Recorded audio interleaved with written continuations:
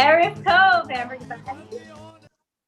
And welcome to this Thursday night and this edition of Erev Tov. I am Rabbi Jamie Aklepi, and welcome to Erev Tov this evening from the one of the Temple Beth annexes and annex studios to what we've been doing during this pandemic to welcome you in, to get you connected to what's going on in the Jewish community, and most importantly, keep connected to each other.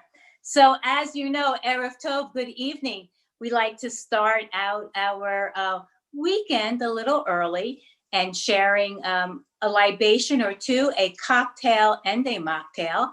So since the whole High Holy Day season, we were sharing drinks with apples and pomegranates. The last 2 weeks we filmed from inside my sukkah, and now it's time for the sukkah to come down. But there are sukkah remnants, the lulav and the etrog. And so this night's cocktail and mocktail features the etrog. What do you do with an etrog when it's done? Our producer, Andrea, can you share your screen and show what the etrog looks like when it's full and complete and beautiful? Are you able to do that? There's my beautiful etrog. And this is my etrog. Okay, you can stop sharing. This is my etrog now, because from this etrog, I have made etrog simple syrup and candied etrog rinds, which we'll be using in these drinks because reduce, reuse, recycle, especially during this pandemic. So let's start with the alcoholic drink. And my guest tonight is one of my closest friends who I've known since August 1998, I would say, Rabbi Efrat Zarin Zohar, who didn't always know her by those names. So in Efrat's honor, I have Prosecco, like champagne, because we're toasting that Efrat is here this evening. So I have my favorite Prosecco, La Marca, and I have my etrog simple syrup, which has the fragrance of the etrog. It is awesome. So I have in my l'chaim shot glasses, which is always great for l'chaim. I'm going to pour that into my champagne glass. See, it pours nice and thick. Start with that. And now the Prosecco. By the way, this drink is not found on the internet. My own post-Sukkot creation. It probably needs a little mix. Get the sweetness going. And of course, a etrog candied rind. I could have it sit there, but let's make it even tastier. Let's see what that's like as soon as those bubbles stop a little bit. I also have not only haven't I looked this drink up, I also haven't tasted it before. So let's see. But what could be bad? Etrog, it's really getting that fizz going. It's almost like a science project. Would you know that science wasn't one of the chemistry wasn't the subject that I excelled in? So let's see. All right, this is awesome. And I have to say, all the drinks around the holidays have been awesome. They've been fruity, they've been sweet. I will have to finish that drink following the show. Of course, the mocktail calls for no Prosecco. I'm going to put that out of the way. Hopefully the dog won't get to it. Calls for, again, another shot of etrog simple syrup. It is nice and thick. Our favorite sparkling seltzer.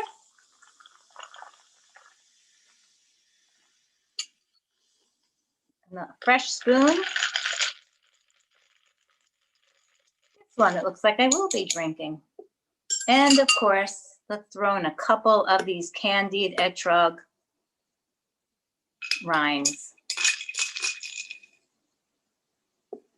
Let's try that.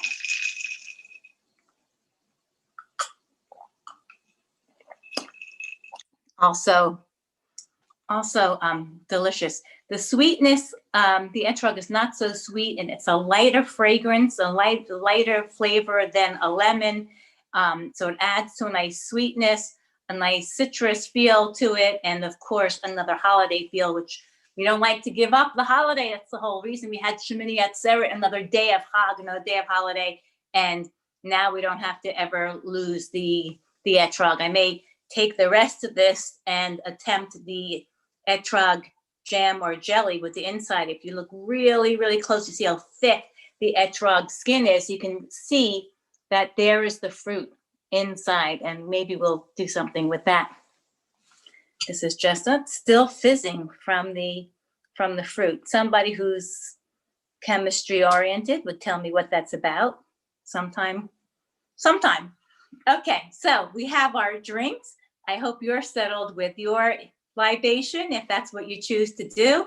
And then we're ready to introduce my guest. I'm going to now, I just need to pull up let's see, I want gallery, that's better. All right, so I welcome my guest, Rabbi Efrat Zaran-Zohar. Come on in, Efrat, nice to see you in front of all your books. Are you in the office or in your home office? I'm in my home office. This is actually, people literally ask me, like, is this really, like, where'd you get that backdrop? I want that backdrop. I'm like, you have to come to my house, which you're not allowed to do because I'm not letting anybody inside, but that's okay. Don't come Maybe in. you. Well, we have a plan, an outside plan. Efrat and I haven't seen each other in person in forever.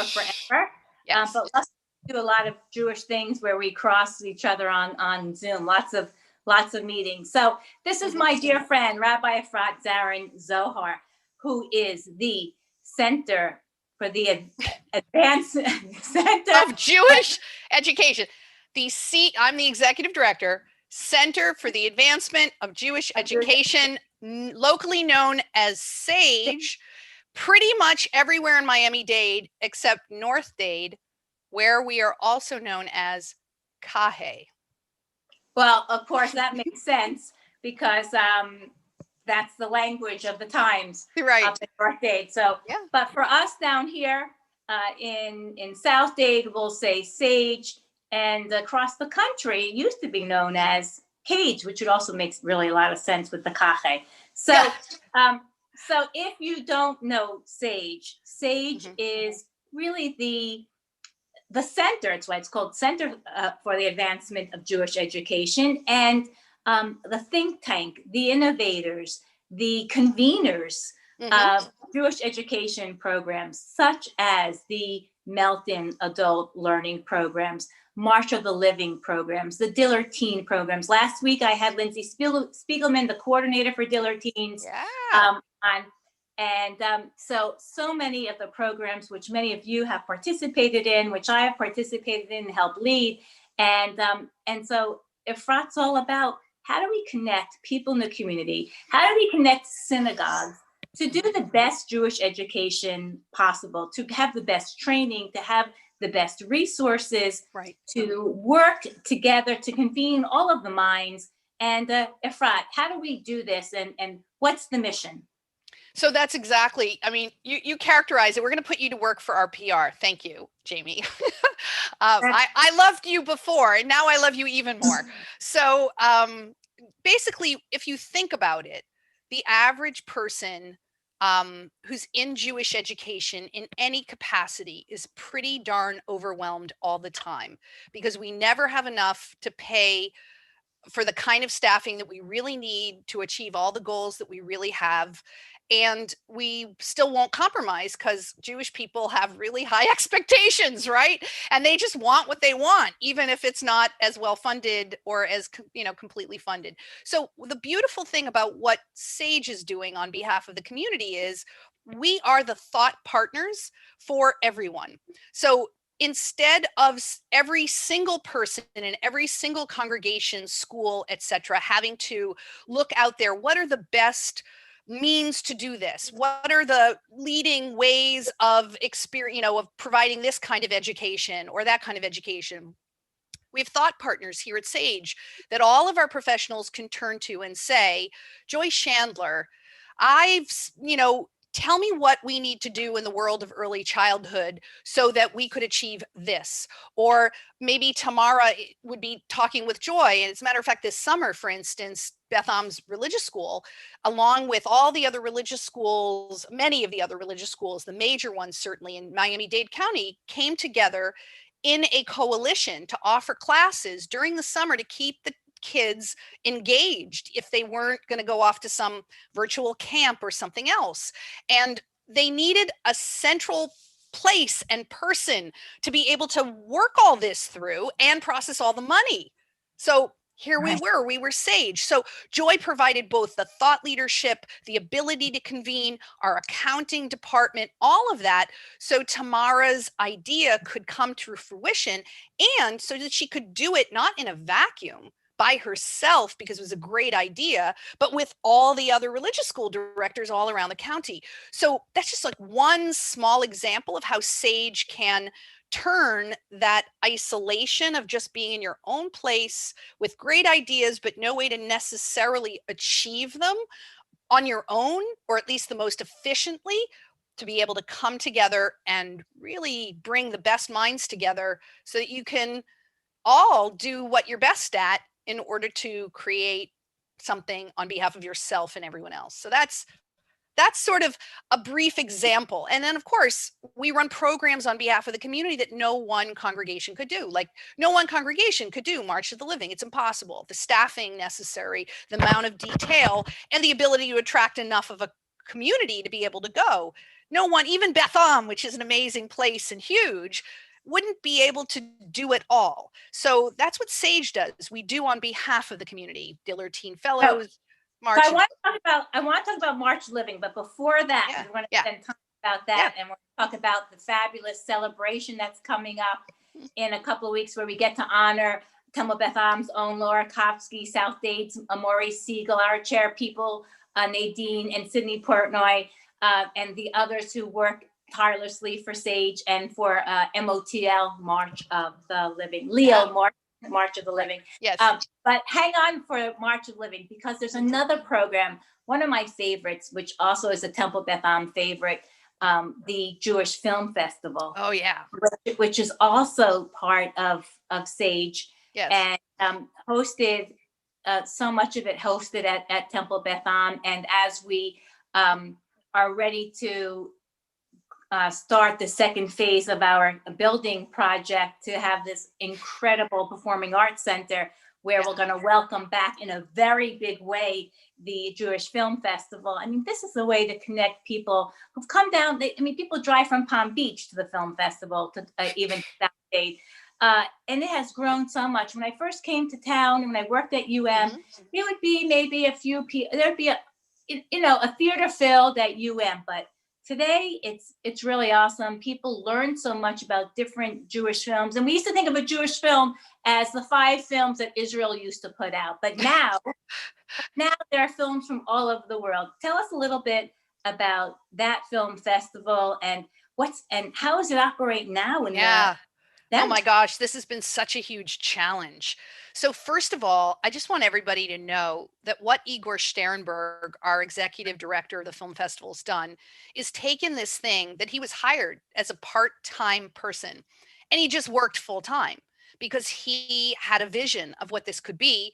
And then after he created the vision, they kind of had to hire him full time. It was just really interesting how you envision what you want, and then you make everybody kind of pay for what. Yeah, millennials, exactly. They're just sort of like, I will create my vision. So he's brilliant. He's a master's degree student of the USC Film School, and he is someone who has just gotten Movie Maker Magazine's award that happens once a year, where they publish the top 50 film festivals in the world. I didn't say Jewish, I said film festivals, like Cannes, South by Southwest, Toronto, Berlin, like you name a film festival that you know, Tribeca, all the biggies that are on that list, one Jewish film festivals there, and that's Miami Jewish. So what are they doing now? So of course, this in-person thing, like everything was in person when it comes to theaters and cinema, immediately jumped online. Maybe not immediately, took us about a month to figure out. He's created what's called a virtual screening room. And what happens is that when you're a member of the festival, you get access to all of these incredible films that are now coming out virtually before they get onto Netflix and so forth. They're being released very in small little ways to niche communities, and Igor's battling out there to get them for ours. So interestingly enough, A Call to Spy is the movie that was put out this week and last week. And right after we talk today, I'm going to be interviewing the director and one of the stars, I believe, and having conversation, because it was a movie about women spies. So Igor said, you should be the one to interview. So that's what I'll be doing after this. And all the people who are members who've seen this movie and want to hear from the director and so forth and so on will be on watching too.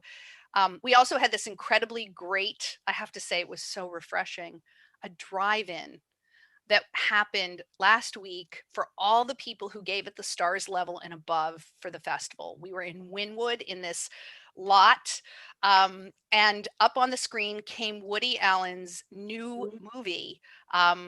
And it was amazing. And it was just so amazing to get out of the house, frankly, too. Right. But the movie was also fun.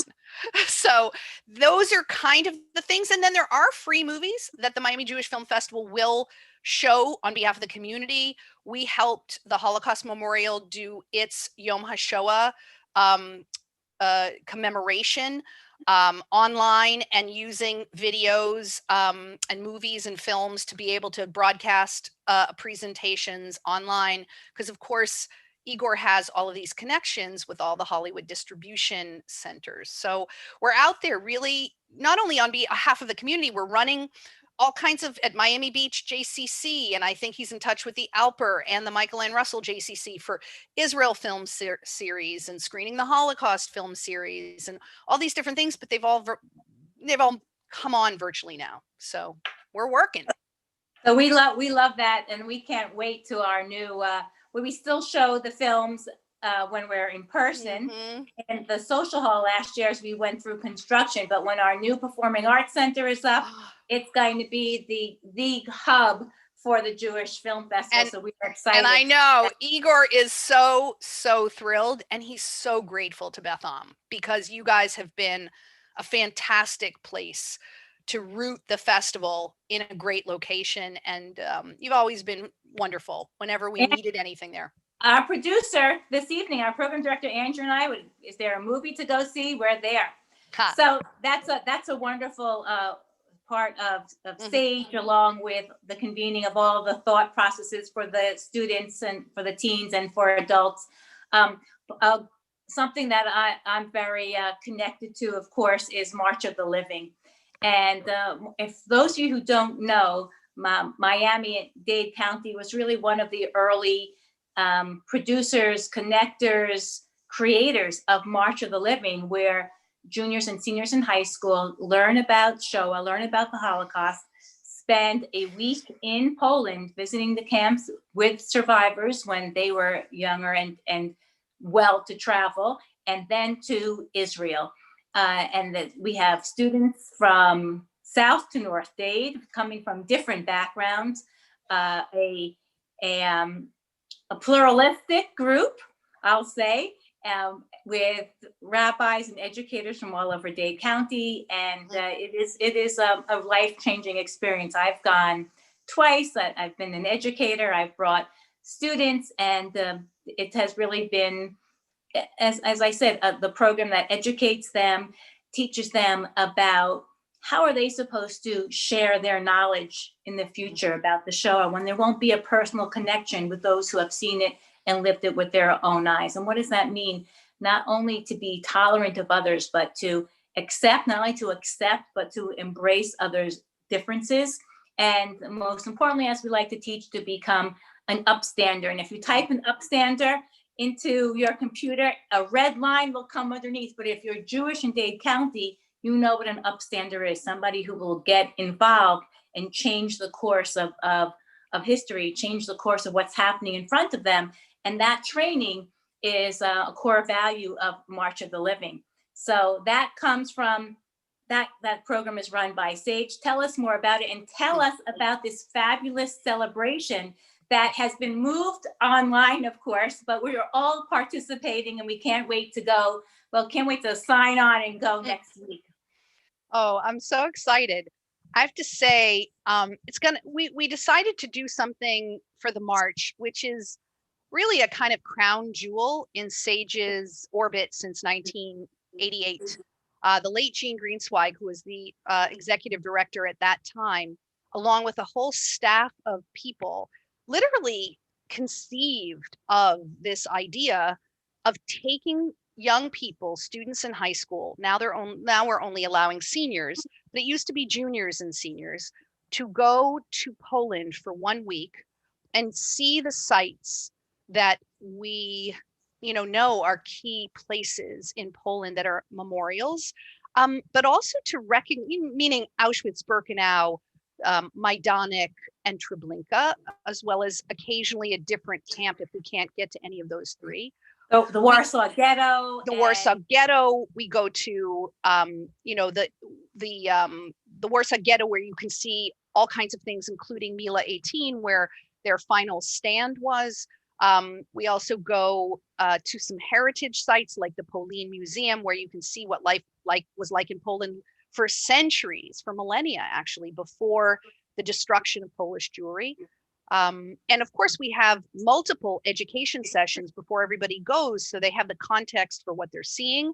They get to know one another and be able to rely on one another. And we learned, actually, through some negative experiences with teens, how we needed to make sure they bonded in advance and saw each other as individuals, so they could have the kinds of conversations about differences that we were going to encourage them to do on the trip, rather than sort of rejecting one another for, oh, you're that kind of Jew, you're that kind of Jew, which is, of course, ironic. There you are. And we always tell them, when the Jews were being ushered into the gas chambers, no one was asking, are you Reform, Conservative, or Orthodox? And so why would that be something that divides us in a meaningful way? It shouldn't. It should be a division because we all have our choices, but not something that causes us to disrespect one another. So we work on those kinds of things, the educational pieces. And then after we've learned about this and some of the lessons that we should be learning from that experience, we fly to Israel for another week. And we see and appreciate Israel in a very different way. People talk about, they get off that plane and they can breathe again. They can relax again as Jews. And we recognize that there is a role for Israel, whether we agree with all of her politics or not, whether we love all of her politicians or not. It is a thriving democracy dealing with very difficult real estate in the Middle East. And we see on the ground some of those very particular spots. We listen to all kinds of voices and we learn, what can we do to make sure that we always have a strong Jewish state? So the march is incredibly powerful. And one of the things I wanted all of you to be aware of is I want you to know that we're raising money for the march for student scholarships, which are always an issue because the march is expensive. There's no way around it. We've tried to cut this cost so many times, and we've even priced out a very separate trip from the march. But it's just expensive to go to Poland and Israel and be in all of these different places. So we'd like to subvent for students who need more scholarship money. So Andrea, if you can put on the screen our invitation to this wonderful event, all of you can certainly find it. This is the bottom of it, but if you go up to the top, so we can scroll down. Prepare to be inspired. Comedy for a cause. Keep scrolling. On Thursday, October 29th, 7:30 to 9. It'll probably be shorter, but we wanted to make sure we got enough time in. A virtual experience. And with the 136, you're going to have an amazing program. You get to see 2 performances, one from Jamie Ellman, Midlife Crisis. I don't know why their faces aren't coming up, but Dave Barry, Dave Barry, and he's going to be doing a really fun conversation with his great friend Alan Zweibel from Saturday Night Live's writing studio. And there's Maury, Moj, Laura, and Tara, who all were instrumental in our strategic plan. And Maury also being a past board chair and former chair of our March committee. They really deserve a lot, and we want to raise money for our students. So if somebody wants to participate in this, and I hope you all will, please, you can certainly contact Debbie Brody Weiss at that address, but just go on the SAGE website, caje-miami.org, caje-miami.org, and you will see in the revolving banner at the top, there's a picture of just what you saw. Click it, it'll take you right to the registration page. Or you could Google SAGE, C-A-J-E, celebration, and I bet that link will come up. So I'm hoping. You can even ask me. I'm a host. I'm on the host committee. Yes, thank you. You're very welcome. And Rabbi Barris and I and the clergy are all participating in supporting the celebration. So it's it's important that we pass on this education. So that is a lot. That is a lot of things that Efrat, you are involved in.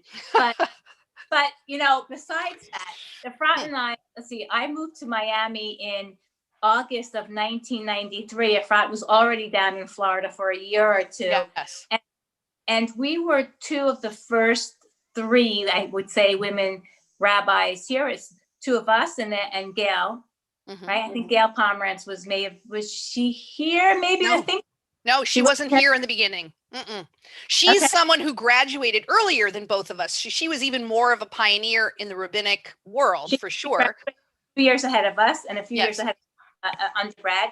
So Efrat, who would know to look at us now, because we look so young, that 27 years ago, we were two of the only women rabbis in Dade County, and we are still here, and a lot of the men that were here then, well, they're not. So actually, many of them still are. Actually, remember, I wasn't in Dade at that point. Oh, that's right, you were in Broward. Oh, wait, no, it's actually not true. By 93, I was in Dade. I was working at SAGE by August 93, and my previous work was in Temple Solel in Hollywood for the year as an assistant rabbi in Hollywood, Florida. But I was living in Broward for a while, and then I moved to Dade. I was like the salmon swimming downstream while others were swimming up. That's true. So those were very interesting times, being two very, very young women rabbis. And Miami, believe it or not, was then, still today, a more conservative home for the Jewish people than some of the other larger cities in the country. And so, Efrat, share one wonderful story of what it was like in those days for us. Maybe I've blocked it out, some of them, but I haven't blocked out the feelings of it being going to those meetings and being one of the only women, one usually, or two of us. So what was that like, and how has it changed? I mean, we could just look around, there are more women now than men, but what was that like back then, and how has this journey been for you all these years now, being at SAGE, and we were the young ones, and now we are the vatikot, meaning the stateswomen, I guess, here in Miami. Yes. So really just couple of quick things. Number one, when you're the first or almost the first of anything, there's enormous amount of attention on you at every moment. There's no anonymity, nothing. People are constantly watching you, evaluating you, and you feel like you are what you do will impact women forever. Like you could tank people's respect for female rabbis if you just say the wrong thing or do the wrong thing. It was enormous amount of pressure. I have to say that our men were really, really stressed by female rabbis. Our husbands. Our husbands in particular. Maybe less so them. They had already gotten used to the idea of us being rabbis, but people would go up to them and they would say, like, okay, I know what to call the wife of a rabbi, but what do you call the husband of a rabbi? So my ex, who was himself a rabbi, would say, well, I'm a rabbi too. And then they would come to me and they'd say the same thing. Well, I know, how do we call your husband? And I'd say, well, you call him rabbi, but no, what's the name for the husband of a rabbi, like the wife of a rabbi? And I would say, lucky. You call them Right. lucky. That's how That's it's today also. right. What do you call the husband? Rabbi Lucky. Right. And then my new husband, not so new, frankly, but my recent second marriage husband, Avi Rosenberg, who happens to be an Orthodox Jew, a very interesting, I would call him like a modern Orthodox chassid, very intriguing. And that would be a really excellent conversation for another We're gonna interview. invite The you and two I. of us to talk about how does that work, which is what pretty much everyone who doesn't really know us or see us in action too much, they kind of tilt their heads and they always go, how tell me, is it okay for me to ask? Like, how does this work? I mean, Orthodox, Reform, like everybody. And it's a fascinating story. But he calls himself Rebbit's man because he's actually not a rabbi. He was not ordained. He didn't go for smicha. He's the only male member of his family who did not. And so he calls himself Rebbitzman. But I have to say, the men in those days, it was hard for them. They didn't know how to deal with a professional woman, particularly a religious woman or woman in a religious context, because most of them were used to woman as wife, mother, daughter, secretary. Like a colleague or a hierarchical person above them that was female just mystified them. So people would come over to me in like the Oneg line and go, "Oh, I've never kissed a rabbi before. Can I kiss you?" And I just, like, what do you say to this? So generally, I'd sort of just turn my cheek and kind of go like that if I thought they were being cute. And I would sort of try evaluate, honestly, is this with positive intent? Like, are they feeling uncomfortable and just making stupid jokes or saying stupid things because they're uncomfortable? Because that person you don't want to come down hard on. They're doing the best they can. But the person who's really out to disrespect you because you're a woman, that's where my little antennae would go up from my feminist women's studies days. And that's where I would give maybe a little zinger back or be a little bit more firm and kind of like hands off, because that is not tolerable. But the people who were just uncomfortable and said stupid things because they didn't know how to talk any other, like they just got flustered, they didn't know what to do, that's, you forgive, you move on, and they appreciate that. And frankly, I don't know if you had this experience, the biggest, best supporters ever were the older women that were older, not my peers, interestingly, not the people who were in their 20s, 30s, even 40s, who would have been more that age range that would have got it. It was the people who themselves had aspirations. Like I think about my mother's age group, bright, incredible women who just, didn't ultimately undertake the Ruth Bader Ginsburg journey because of whatever else was going on in life, and so became, wonderful moms and homemakers and fabulous, lunch hostesses and all kinds of other professions, but not necessarily the ones they wished they could have done. Right. Well, I still think today, if you spend time on the Women's Rabbinic Network Facebook page, unfortunately, still some of those same jokes are still there. And it seems like if they're still there, people really are just not paying attention. So we still deal with a lot of that. Some people trying to be funny, some people just not caring.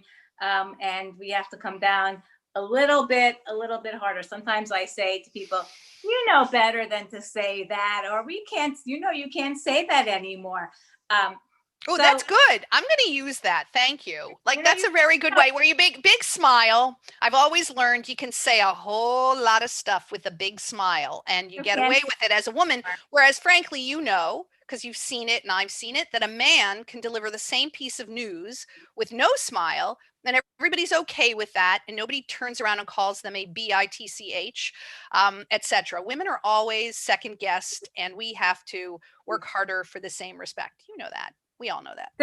It still happens, unfortunately. But we do have a lot more women out in Miami, of course, and certainly thank God. Across the world. My daughter's medical school class is 75% women. So it's a different world, and luckily we've not only lived to see it, but to support it and pull it along or push it through. Either or, we've been a part of that. So, well. thank you for sharing so much of your information on Sage. We wish a mazel tov to our member, Laura Kofsky, our friend, Maurice Siegel, of course, our members, Nadine and Cindy Portnoy, and Moj Daniel, and Tara Tara Solomiyani. Yeah. Solomiyani. I know it's hard. Pronounce for their work for March of the Living. And we hope that you'll join us next week. It's going to be a fun night. And we can't go out anyway. You don't have any other plan. So you might as well sign on and do your best. And we're looking forward, of course, to more Melton. We even talked about Melton adult education, which so many people participate in. That's now online. I made some great chicken recipes this summer after they were passed on to me from some of the classes, the adult learning this summer. So, and I'm sure we're going to have a frat, and you can bring your husband Avi next time to hear about that reform. I like to call your husband like this hippie chassid. Yeah. This mom likes hippie chassid. And continue this conversation. It's so much fun having a frat because it's like almost not going to work this afternoon having the show because I never get to see a frat. There's always, like 25 other Jews on the same Zoom call at the same time. So we really can't talk. There may be more of you out there now, but I don't see you. So it's not the same. So I wish you the best of frat and only good things and good luck next week. And I thank everybody. Frat, you don't know this, but we started the evening with Lakat Kaveret's yoga. Yes. Try to end, if it's queued up, we end with Aniva Atah, you and I can change the world, because we keep this mission going of not just having fun, but sharing some Jewish wisdom and making this world a better place. So wish everybody a great weekend, a Shabbat Shalom, L'chaim, and Erev Tov. L'chaim, Erev Tov, everybody.